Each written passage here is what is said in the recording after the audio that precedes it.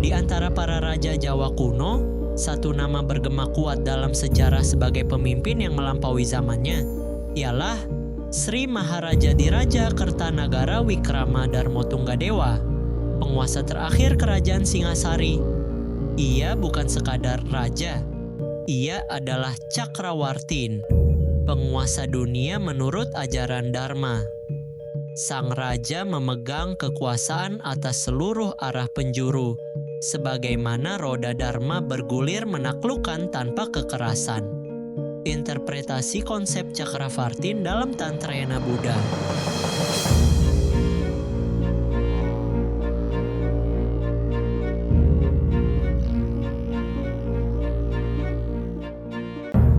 Kertanegara adalah putra Ranggawuni atau yang biasa disebut Sri Jaya Wisnuwardana dan Permaisuri Waninghyun. Ia naik takhta pada tahun 1254 Masehi setelah mendampingi ayahnya sebagai Yuwaraja.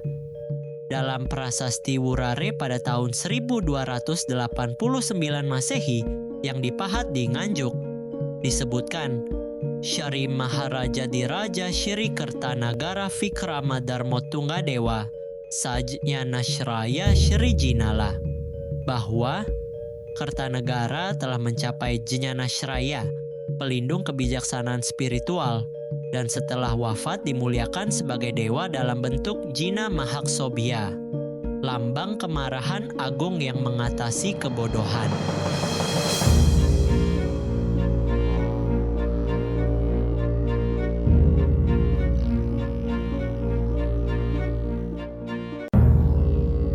Kertanegara memiliki visi yang besar, menyatukan seluruh Nusantara dalam satu mandala kekuasaan. Pada tahun 1275 Masehi, ia mengirim ekspedisi militer ke Sumatera yang dikenal sebagai Ekspedisi Pamalayu. Misinya adalah menjinakkan kekuatan Melayu dan memperluas pengaruh Singasari ke barat. Dalam prasasti Padang Roco yang ditemukan di Dharmasraya, Sumatera Barat, disebutkan bahwa Arca Amogapasa, simbol bodhisatwa kerahiman itu, dikirim oleh Kertanegara sebagai hadiah spiritual dan politik untuk rakyat Melayu. Karnagara Karimapankara Murti Kala Pratyayotama, prasasti Padang Roco, tahun 1286 Masehi. Catatan Tiongkok dalam Yuanxi atau Sejarah Dinasti Yuan abad ke-14 juga mencatat bahwa kerajaan Jawa pada masa itu sangat kuat dan tidak tunduk pada kekuasaan Mongol. Catatan menyebut bahwa utusan Kubilai Khan ditolak dan dihina. Dalam terjemahannya, catatan itu menyebut Raja Jawa mencukur rambut utusan kekaisaran dan mengukir wajah mereka, menghina kekuasaan Kubilai Khan. Yuanxi, bab 210. Dinasti Yuan disusun oleh Song Lian, abad ke-14.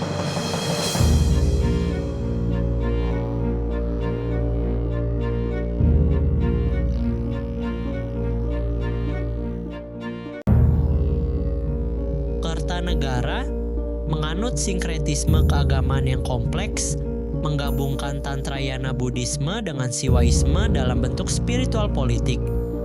Ia dipuja sebagai perwujudan Dewa Buddha Murka, sekaligus Siwa, mencerminkan kekuasaan spiritual dan duniawi.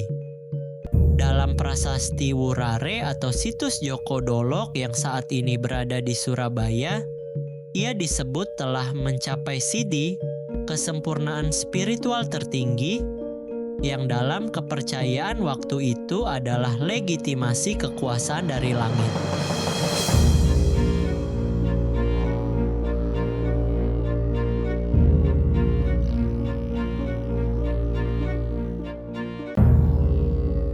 Kertanegara, Raja Pertapa dan Tantrika. Kertanegara bukan sekadar raja yang memerintah dengan kekuasaan duniawi, tetapi juga seorang raja yogi, pertapa yang menapaki jalan spiritual tertinggi di bawah Panji Tantrayana, cabang esoterik dari agama Buddha Vajrayana yang telah menyatu dengan ajaran Siwaistik di Jawa Timur kala itu, dikenal sebagai agama Siwa Buddha. Siwa Buddha Tantrayana perpaduan dari Vajrayana, Buddhisme Tibet dan Indo-Himalaya, Tantrisme Hindu, terutama ajaran Siwa, dan tradisi lokal Jawa yang melandaskan spiritualitas pada harmoni kosmis. Puncak pengabdiannya tampak pada prasasti-prasasti seperti Prasasti Wurare atau situs Joko Dolok yang menyebut dirinya telah mencapai jnana atau pencerahan dan dipandang sebagai Batara Buddha, manifestasi Buddha tertinggi di dunia. Kertanegara melakukan berbagai laku suci dan ritual esoterik, termasuk Cakra Samvara Tantra, ritual utama dari Buddhisme Vajrayana yang menekankan penyatuan kekuatan maskulin dan feminin dalam kesadaran suci. Simbolik penyatuan ini kadang divisualisasikan dalam mandala, bentuk kosmik yang menjadi pusat meditasi. Dikenal juga Pancamakara, yaitu 5 elemen yang dalam laku eksoterik dianggap tabu, namun dalam tantrisme dianggap sakral. Madya simbol minum anggur atau miras, Mamsa memakan daging, Matsya memakan ikan, Mudra simbol isyarat tangan atau spiritual, Maithuna simbol penyatuan sakral antara pria dan wanita. Namun semua itu bukan dimaknai secara duniawi atau dilakukan secara fisik langsung, melainkan sebagai perlambang kekuatan kesadaran dan energi spiritual, seperti visualisasi dalam meditasi menuju moksha. Upacara wahyu dan penobatan diri sebagai jina. Kertanegara menyelenggarakan ritual Tantrayana penobatan jina, yaitu pengakuan dirinya sebagai perwujudan Dhyani Buddha. Diperkirakan Aksobhya, Buddha keteguhan. Dalam relief dan arca, ia digambarkan duduk dalam posisi mudra vajra, penuh ketenangan dan kebijaksanaan. Kertanegara dikenal sebagai raja yang bertapa di mandala, bukan hanya di pura atau istana, menjalani laku meditasi, yoga, dan ritual tantrik demi kebijaksanaan, mempersembahkan arca dirinya sebagai jina, bukan dewa politik, menolak tunduk pada Mongol bukan karena sombong, melainkan karena meyakini jalannya adalah jalan Dharma yang tak tunduk pada dunia.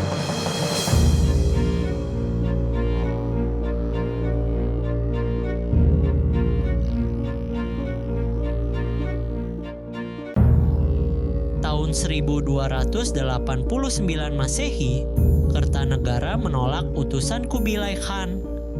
Ia tidak hanya menolak upeti, tetapi menghukum utusan itu secara simbolis, mencukur rambut dan merusak wajah mereka. Ini bukan sekadar penghinaan politik, tetapi pernyataan bahwa Singasari berdiri setara dengan kekuasaan terbesar dunia. Tindakan ini tercatat secara detail dalam Yuanxi dan menjadi alasan utama ekspedisi militer Mongol ke Jawa pada tahun 1293 Masehi. Namun ambisi besar Kertanegara dalam ekspedisi besar di Sumatera mengabaikan ancaman internal. Jayakatwang, Adipati Kediri yang masih memiliki dendam terhadap Singhasari, melancarkan kudeta saat pasukan utama Singhasari dikirim keluar Jawa. Kertanegara wafat dalam serangan itu tahun 1292 Masehi, tetapi ia tidak menyerah. Hingga akhir, ia tetap bertahan di dalam istana. Sang raja tidak melarikan diri karena kematian bukan musuh, melainkan jalan kesatria menuju puncak kebenaran. Interpretasi simbolik dari kematian Kertanegara dalam naskah para raton. Meskipun Singhasari runtuh, warisan Kertanegara diteruskan oleh cucunya lewat pernikahan politik. Raden Wijaya, menantu Kertanegara, mendirikan Majapahit dan memukul mundur pasukan Mongol. Majapahit berdiri di atas gagasan dan legitimasi dari Kertanegara. Ia dikenang bukan sebagai raja yang gagal, tetapi sebagai fondasi dari kejayaan Nusantara. Kertanegara bukan hanya tokoh sejarah, ia adalah simbol dari keberanian, idealisme, dan kekuasaan yang menyatu dengan spiritualitas. Namanya terpahat dalam batu dan tercatat dalam kitab asing sebagai raja yang tidak pernah tunduk.